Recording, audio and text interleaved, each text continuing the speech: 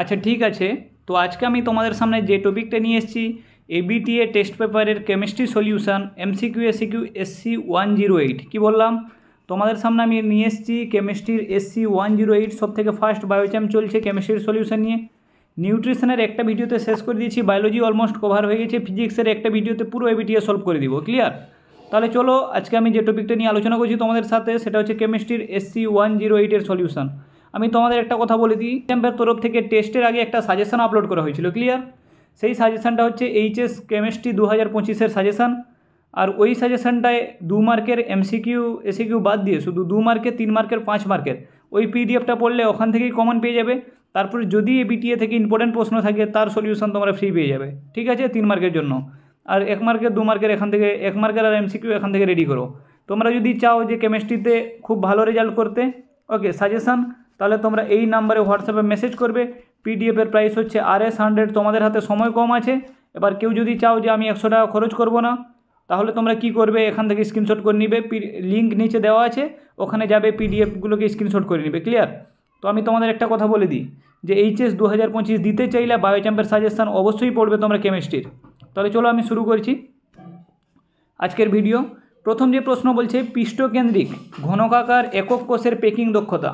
আমি তোমাদের একটা কথা বলে দিই, 0.524 আছে না, 0.524, এটা কিন্তু পৃষ্ঠকেন্দ্রিকে নয়, এটা হচ্ছে সরল ঘনকাকার একক কোষের পেকিং দক্ষতা, তাই এটা হবে না।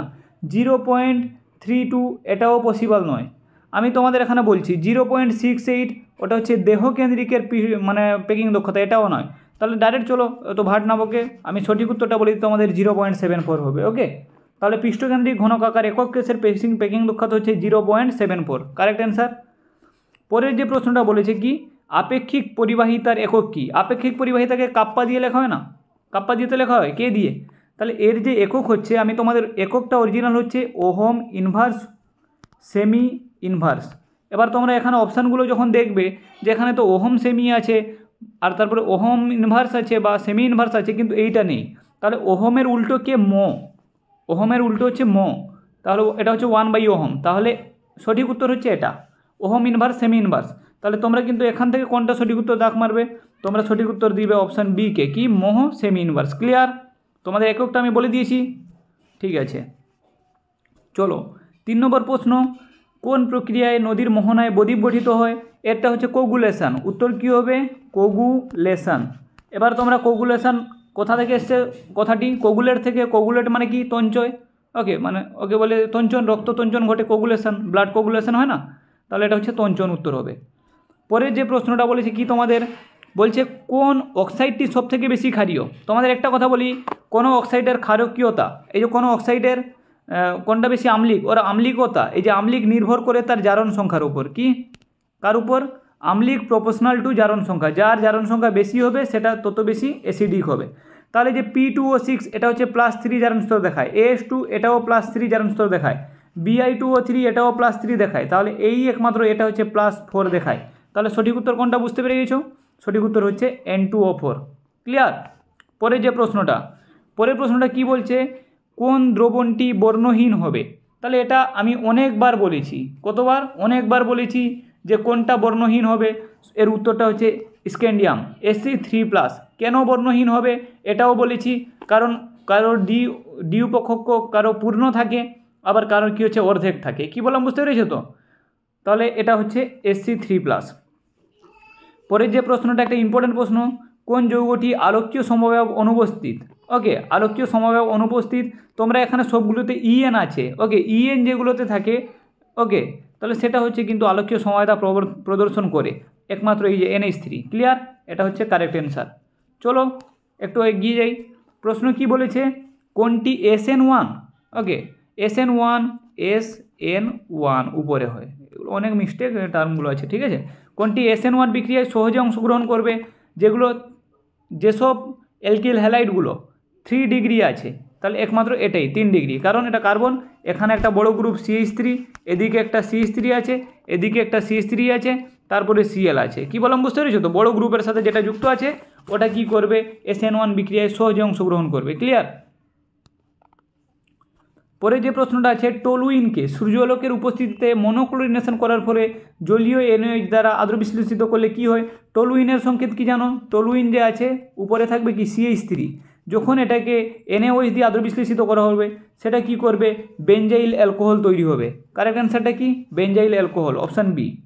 চলো পরের প্রশ্ন দেখি, কোনটি হ্যালোফর্ম বিক্রিয়ায় সাড়া দেয় না? হ্যালোফর্ম বিক্রিয়ায় সমস্ত অ্যালকোহল সাড়া দিবে, মিথানল বাদে। কে সাড়া দিবে না? মিথানল। এখানে আমি তোমাদের লিখেছি মিথানল, কিন্তু অপশানে মিথানল নেই। এছাড়াও একটা অ্যালকোহল এমন আছে, আইসোপ্রোপাইল অ্যালকোহল অবশ্যই দিবে, ইথানল অবশ্যই। ইথানল কী করে হ্যালোফর্ম বিক্রিয়ায় সাড়া দেয়? আর অ্যালডিহাইড তো অবশ্যই দিবে। কে দেয় না? সেটা হচ্ছে 3 ডিগ্রি অ্যালকোহল, যেটা VVI প্রশ্ন, এটা 2-3 বার সেটা এটা করিয়েছি। কি বললাম? হ্যালোফর্ম বিক্রিয়ায় সাড়া দেয় না কে? 3 ডিগ্রি অ্যালকোহল। ক্লিয়ার? চলো পরের যে প্রশ্নটা আছে এখানে চলে যাই। গ্র্যাভিয়াল থ্যালামাইড, এটা তোমরা জানো। পরের যে প্রশ্নটা যাই 11 দাগের, যে আলফা ডি গ্লুকোজ আর বিটা ডি গ্লুকোজ পরস্পরে কি? Alpha D glucose beta D glucose পরস্পরে হচ্ছে এনোমার। কী বললাম বুঝতে পেরেছো তো? পরের প্রশ্ন, কোনটি অ্যান্টিবায়োটিক? অ্যান্টিবায়োটিক এখানে এতগুলো আছে, এগুলোর মধ্যে কোনটি অ্যান্টিবায়োটিক? এগুলোতে যেমন হচ্ছে এরিথ্রোমাইসিন, এজিথ্রোমাইসিন, এই যে এখানে একটা হচ্ছে না অ্যামোক্সিলিন, এটা একটা পেনিসিলিন। ওকে, এটা একটা অ্যান্টিবায়োটিক। ক্লিয়ার? চলো পরের প্রশ্নটা বলছে কোনটি পলিএমাইড? পলিএমাইড কোনটায়? এর উত্তরও তোমরা জানো, নাইলন 66 যেটা আছে ওটা হচ্ছে পলিএমাইড। লাস্ট প্রশ্ন, এখানে কি বলেছে? নরম পানীয়তে ব্যবহৃত হয় কোন কৃত্রিম মিষ্টিকারকটি? তাহলে নরম পানীয়তে যে কৃত্রিম মিষ্টিকারক ব্যবহার হয় তার নাম হচ্ছে এসপারটেম। মনে রাখবে, এসপারটেম যে আছে, আগেরবার এসপারটেমের একটা প্রশ্ন ছিল যে এসপারটেমের যে কার্বন আছে কতগুলো sp3 আছে, কতগুলো sp2 আছে। একটার উত্তর হবে 5টা, একটার উত্তর হবে 9টা। কী বললাম বুঝতে পেরেছো তো? তাহলে এই ছিল টোটাল তোমাদের MCQ। আর কি তোমরা চাও? SAQ। চলো SAQটা আস্তে আস্তে সলভ করি। কি বলেছে? উত্তর নিচের দিকে আছে। উত্তর কোথায় আছে? নিচের দিকে। তোমাদের আমি একটা কথা বলে দিই, একটা কথা যেটা বলে দিচ্ছি, তোমরা যারা কি দিবে HS 2025 আর তোমরা চাও রিস্ক না নিতে, যারা চায় আমরা রিস্ক নিব না, মোটামুটি আমরা পড়ে ভালো নাম্বার পাবো, ওকে, অথবা যারা চায় যে প্রপার রিভিশনের জন্য সাজেশান, তার জন্য বায়োচাম্প নিয়ে এসছে তোমাদের একটা অধ্যায়ভিত্তিক PDF নোটস। সেই নোটসটা তোমরা পেয়ে যাবে 800113 নাম্বারটা বলছি, 40611। তাহলে নাম্বারটা কী হচ্ছে? 8013406111। এটা 3 আছে, গুলিয়ে যাবে না, 9 লিখে দিবে না, PDF পাবে না। তাহলে এইটা হচ্ছে আমার ফোন নাম্বার। এখানে তোমরা হোয়াটসঅ্যাপে মেসেজ করবে, তোমরা পেমেন্ট করার সাথে সাথে তোমরা PDF পেয়ে যাবে। PDF এর নিয়ে যা সমস্যা হবে তোমরা আমাকে অবশ্যই মেসেজ করবে, ওকে। তো চলো পরের আমরা SAQটা সলভ করি। কি বলেছে? প্রমাণ হাইড্রোজেন তড়িৎদ্বারের সাংকেতিক রূপটি লেখো। প্রমাণ হাইড্রোজেন তড়িৎদ্বারের সাংকেতিক রূপ কী লিখবো? মানে ক্যাথোডে বিক্রিয়া হচ্ছে, অ্যানোডে বিক্রিয়া হচ্ছে। ক্যাথোডে কী হয়? H+ কী করে ইলেকট্রনের সাথে যুক্ত হয়ে হাফ অফ H2 তৈরি করে। এটা কোথায় বিক্রিয়া? ক্যাথোড। এখানে লিখে দিচ্ছি ক্যাথোড। ক্যাথোডে এই রিয়াকশান হয়। আর কোথায় দেখবে তোমরা? অ্যানোডে কী হয় দেখবে। দেখো অ্যানোড যে আছে, অ্যানোডে ওই যে হাফ অফ H2 যেটা তৈরি হয়েছিল সে কী করবে? আবার H+ তৈরি হবে ইলেকট্রন ছেড়ে দিয়ে, ওকে। ক্লিয়ার? তাহলে এটা কী হচ্ছে? প্রমাণ তড়িৎদ্বারের সাংকেতিক রূপ। এটা নিচের দিকে আছে, দেখিয়ে দিব। পরে যে প্রশ্ন বলছে অতিরিক্ত AgNO3 সাথে KI বিক্রিয়া করলে কি হবে? AgNO3 সাথে বিক্রিয়া করলে ডাইরেক্ট এর উত্তরটা হবে নেগেটিভ। কি হবে? ঋণাত্মক সল তৈরি করবে। ক্লিয়ার? আচ্ছা, তারপরে হিমোগ্লোবিনের যে স্বর্ণ সংখ্যা, এটা এর আগে অনেকবার করেছি, তোমরা যারা রেগুলার আছো ওরা অবশ্যই জানো যে PDFটা কী হিসাবে এই প্রশ্নটা রিপিট হয়েছে। উত্তরটা দেখো 10 ml।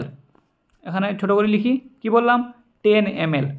10 ml প্রমাণ গোল্ড সলের মধ্যে 1 ml 10% NaCl এর দ্রবণ। কি বললাম? 10 ml প্রমাণ গোল্ড সলের মধ্যে 1 ml 10% NaCl দ্রবণ যোগ করলে বর্ণের যে পরিবর্তন হয়, মানে লাল থেকে নীল হয়ে যায়, তা প্রতিহত করার জন্য ন্যূনতম 0.03 যেটা বলেছে অত মিলিগ্রাম অত mg হিমোগ্লোবিনের প্রয়োজন হয়। আরেকবার বলি, মন দিয়ে আবার তোমরা লেখো খাতায়। 10 ml প্রমাণ গোল্ড সলের মধ্যে 1 ml 10% NaCl দ্রবণ যোগ করলে বর্ণের যে পরিবর্তন, ব্র্যাকেটে লিখবে লাল থেকে নীল, ব্র্যাকেট ক্লোজ, তা প্রতিহত করার জন্য ন্যূনতম 0.03 মিলিগ্রাম হিমোগ্লোবিন প্রয়োজন হয়। ক্লিয়ার? চলো পরের প্রশ্নটা, ইকুয়ানিল কী হিসাবে কাজ করে?